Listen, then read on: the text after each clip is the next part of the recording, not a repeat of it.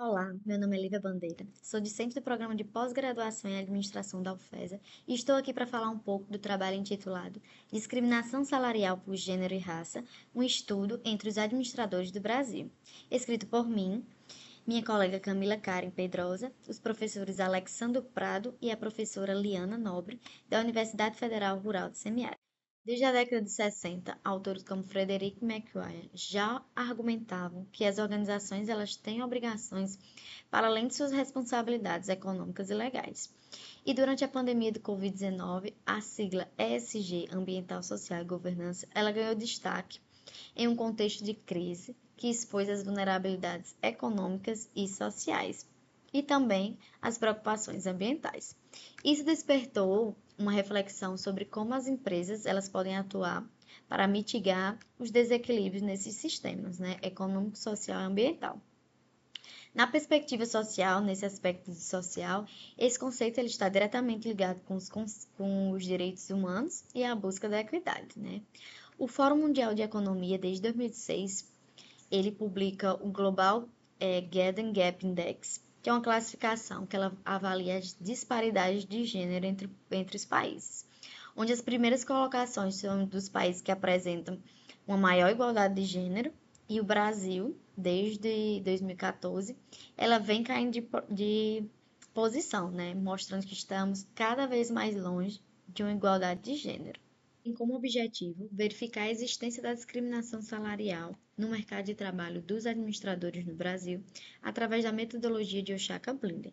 A escolha pelo mercado de trabalho dos administradores se deu pela sua abrangência, que vai desde de cargos operacionais até estratégicos. O referencial teórico é dividido em três partes. A primeira referente a aspectos do ESG, a segunda parte ela traz os principais modelos teóricos de discriminação e a última é composta por estudos relacionados. Quanto à metodologia, a utilizada foi a decomposição de Oshaka-Blinder, que visa quantificar e analisar as disparidades salariais com base no gênero e na raça. Em relação ao universo e à amostra, os dados utilizados foram os microdados da Relação Anual de Informações Sociais, o RAIS, referentes ao ano de 2022, e o filtro utilizado foi através do CBO, com o código 252105, que é referente aos administradores. Bom, os resultados.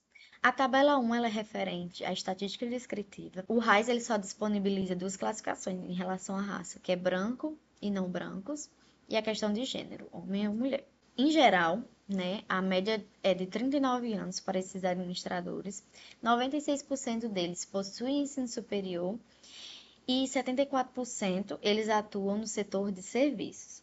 A remuneração média, ela possui uma grande variação, com um desvio médio elevado, indicando uma alta dispersão salarial entre os administradores. A tabela 2 ela traz a frequência dos dados analisados, que quanto à raça, 49,02% dos administradores são brancos e 50,98% são classificados como não brancos. Quanto ao gênero, 57,23% são mulheres e 42,77% são homens. E a partir da comparação entre os grupos e variáveis, é possível verificar a parte explicada e não explicada dos componentes e a sua significância. A parte explicada, ela refere-se à diferença entre grupos, que pode ser atribuídas a variáveis específicas, né, como idade, tempo de emprego, nível de escolaridade, setor de atuação. E, por outro lado, né, a parte não explicada, ela representa a parcela da diferença que não pode ser explicada por essas variáveis, né, associadas a fatores como a discriminação. Assim, a partir da decomposição das variáveis, é possível verificar aquela que apresenta de forma mais significativa a diferença salarial. A tabela 3, ela traz a decomposição entre os grupos homens e mulheres. Analisando a decomposição dos grupos de homens versus mulheres, na parte explicada, temos que a idade ela tem um efeito positivo para explicar essa diferença salarial entre homem e mulher, de 9,8%, né, até um certo ponto.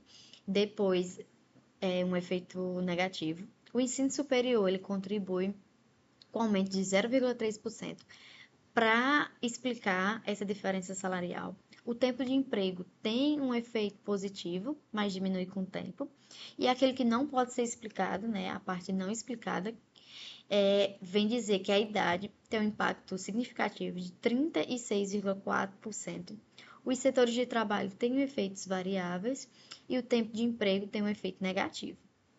Então, de modo geral, podemos concluir que ao compararmos homens versus mulheres, os homens ganham 25,2% a mais do que as mulheres.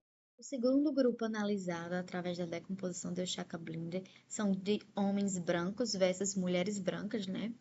Na nossa amostra de administradores no ano de 2022. E temos que homens brancos eles ganham em média 33,9% a mais que mulheres brancas no grupo de administradores e que na parte explicada ela é pequena, né, 3,8%, enquanto a parte não explicada, que é aquilo que atribuímos à discriminação, é substancial, de 29,1%. O último grupo de análise é o de homens não brancos versus mulher não branca, né, que ao final, chegamos com a conclusão de que homens não brancos, eles ganham em média 18,99% a mais que mulheres não brancas, considerando o grupo de administradores. Analisando essa decomposição, a parte explicada ela vem dizer que a idade tem um efeito positivo. O ensino superior tem contribuição mínima, mas a favor dos homens. O tempo de emprego tem efeito positivo, mas diminui com o tempo. E a parte explicada, de modo geral, ela é pequena, 2,42%, enquanto a parte não explicada ela é maior, 16,18%, sugerindo a influência de discriminações e fatores estruturais no mercado de trabalho dos administradores. Na parte não explicada, a idade ela tem um efeito neutro e o ensino superior tem um impacto negativo e significativo, de menos 4,9%, né? Indicando menores retornos educacionais para as mulheres. Conclusão: nossos resultados eles indicam que homens ganham significativamente mais que mulheres, né? Considerando o nosso mercado de trabalho dos administradores e que apenas 3,1% dessa diferença ela é explicada através de fatores como idade, tempo de serviço, o grau de escolaridade, e 21,4% ela é atribuída à discriminação, porque ela não consegue ser explicada. Homens brancos, eles ganham 33,9% a mais que mulheres brancas, e 29,1% não conseguimos explicar, que é o que atribuímos à discriminação. E como conclusão geral, né, temos que a desigualdade salarial ela é persistente e políticas públicas são necessárias para promover a equidade de gênero e raça no mercado de trabalho dos administradores no Brasil. Essas são nossas principais referências e muito obrigada.